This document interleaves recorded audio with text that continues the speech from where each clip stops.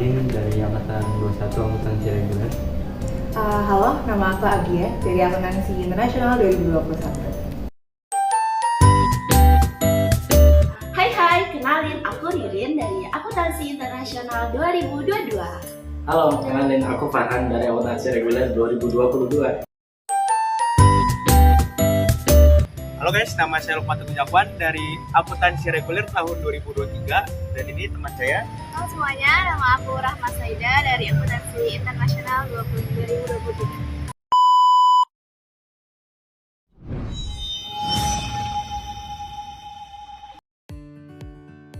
Kalau dari aku sendiri, sekarang lagi aktif di 3 organisasi. Satu, HMI, Himpunan Mahasiswa Islam. Yang kedua, BMFI Unsur. Yang ketiga, Himabisi KP Unsur.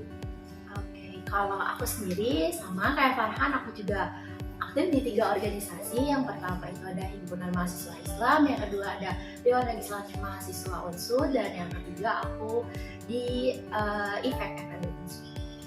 Dari saya sendiri, karena saya dulu juga pondok, jadi saya juga ngambil yang namanya itu OSIS atau kalau dulu tuh disebutnya Jamiah Tolaba, itu organisasi SMA di mana itu mengatur seluruh murid atau seluruh santrinya juga ikut berorganisasi.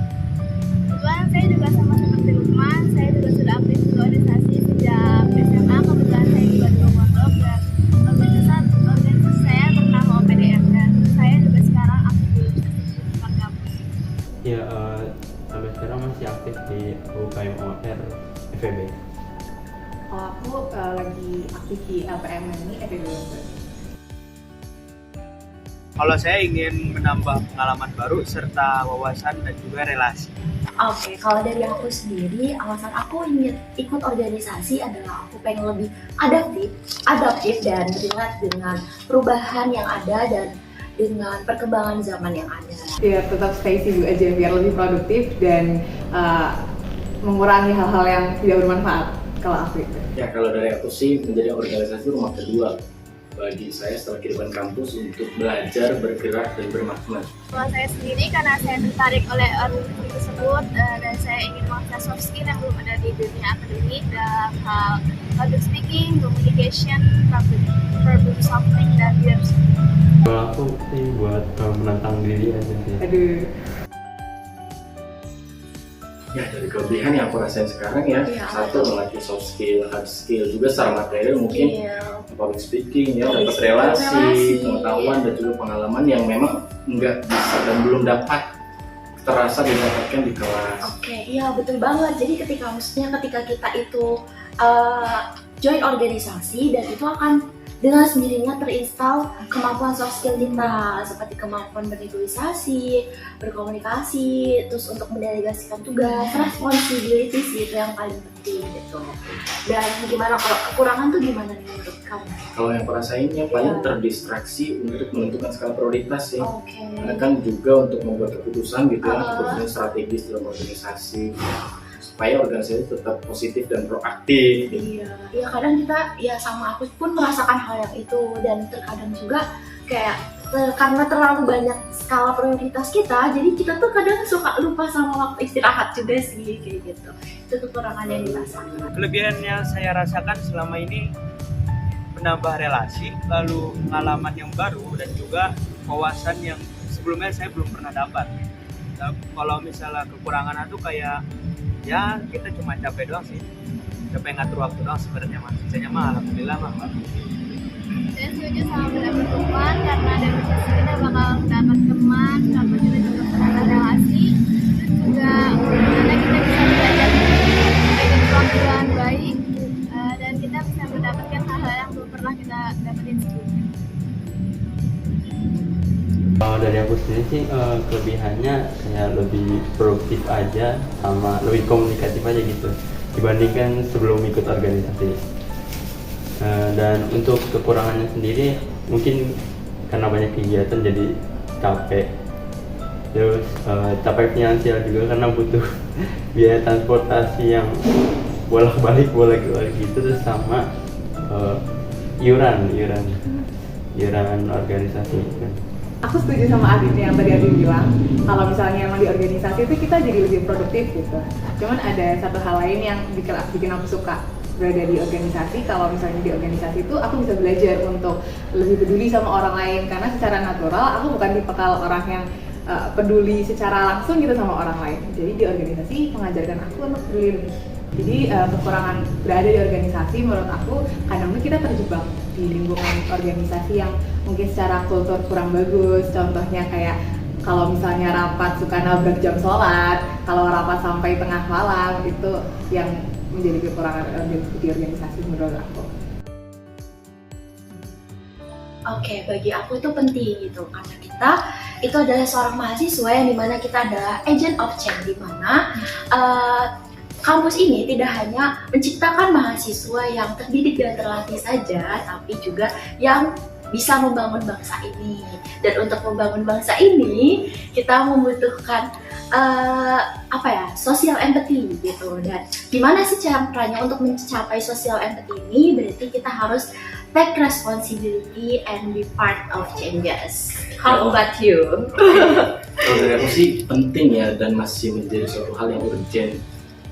Kenapa? Karena memang kuliah kita kan bukan hanya di dalam kelas, tapi juga di luar ruang kelas untuk mendapatkan kemampuan komunikasi, kepemimpinan, dan analytical thinking. Itu sebenarnya yang harus kita dapatkan di luar kelas. Penting banget sih, soalnya itu bisa meningkatkan kualitas hidup kita sebagai mahasiswa yang itu aja. Menurut saya juga sangat penting karena bisa menambah wawasan dan pengetahuan yang belum kita dapatkan di dunia akademik, tapi hanya kita dapatkan di dunia organisasi. Mengikuti organisasi itu penting karena dengan mengikuti organisasi kita bisa menambah relasi, dan menambah relasi ini bisa mendapatkan informasi yang penting dan berguna untuk keberlangsungan perkuliahan juga. Organisasi itu penting karena dia mengajarkan aku untuk lebih produktif, untuk mengajarkan aku lebih dalam berdisiplin. Terus kemudian menurut aku kita kan nanti pada akhirnya akan masuk ke dalam lingkungan masyarakat, menjadi bagian dari masyarakat yang dimana di situ tuh dibutuhkan skill untuk berkomunikasi, berinteraksi dengan antar sesama manusia yang baik, dan aku pikir itu akan sangat mudah didapatkan ketika kita mengikuti organisasi. Jadi kalau dari aku cara mengatur waktunya itu dengan mendahulukan kepentingan kuliah dulu daripada kegiatan organisasi. Jadi melakukan kegiatan organisasinya itu di sela-sela waktu, seperti waktu malam hari ataupun sore hari yang nggak ada jadwal kuliahnya. Kalau aku pribadi karena organisasi itu waktunya fleksibel ya. Jadi untuk semua kegiatan, semua tugas yang ditimpakan pada aku itu aku list semua, aku masukkan ke dalam aplikasi dan aku bakal lakuin sebisa aku gitu. Lalu kalau misalnya ada waktu senggang nih, kalau misalnya emang lagi gabut banget, mending dipakai buat istirahat daripada bermain-main. Ya kalau dari aku sih, karena kita satu hari memiliki porsi 24 jam nih, biasanya saya bagi 8 jam untuk akademis, 8 jam untuk di luar akademis ya, misal organisasi dan lain-lain, 8 jam untuk istirahat. Jadi 24 jam itu bagaimana bisa balance gitu ya di 3 kegiatan, 3 kesibukan, tapi tetap proporsional. Orang gimana? Kalau aku sih mungkin kalau aku lebih skala prioritas aja gitu loh. Kalau ada prioritas yang lebih dekat waktunya, maka saya akan mengerjakan itu terlebih dahulu, lalu prioritas yang lebih lama dikerjakan setelahnya. Karena aku juga nggak bisa dalam satu hari itu kayak Farhan gitu 8 jam untuk ini, 8 jam untuk apa kayak gitu.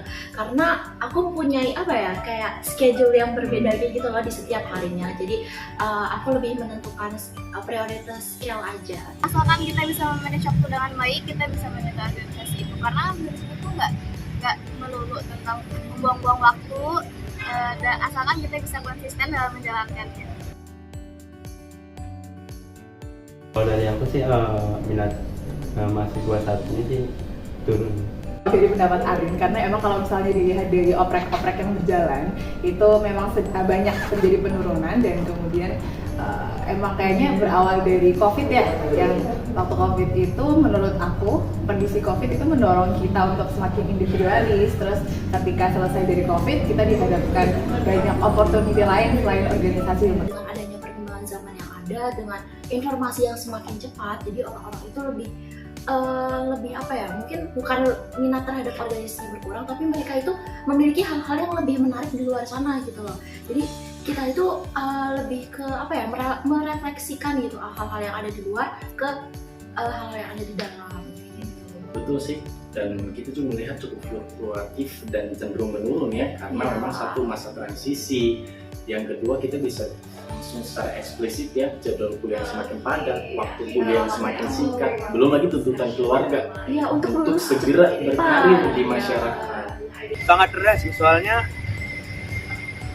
banyak mahasiswa sekarang yang mengambil teori yang namanya itu kupu-kupu atau kuliah pulang, karena mereka malas mengikuti organisasi, padahal organisasi itu sendiri penting dalam hidup kalian, dimana kalian walaupun berumah tangga, mempunyai anak, mempunyai keluarga, nanti juga bakal ada namanya rukun tangga ataupun rukun warga, itu juga termasuk organisasi.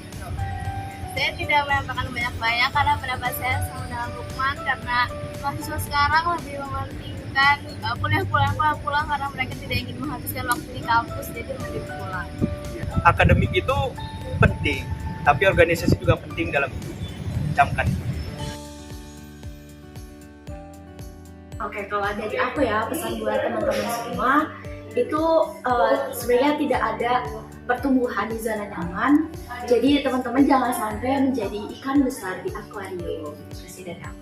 Betul, dan kita sebagai anak muda nih, mahasiswa muda ya, tentu harus memiliki dua aset ya, satu keberanian, dua keterampilan, dan kita harus menemukan ruang, salah satunya organisasi, untuk mempersonalisasi dan mendistribusikan semua kompetensi yang kita miliki.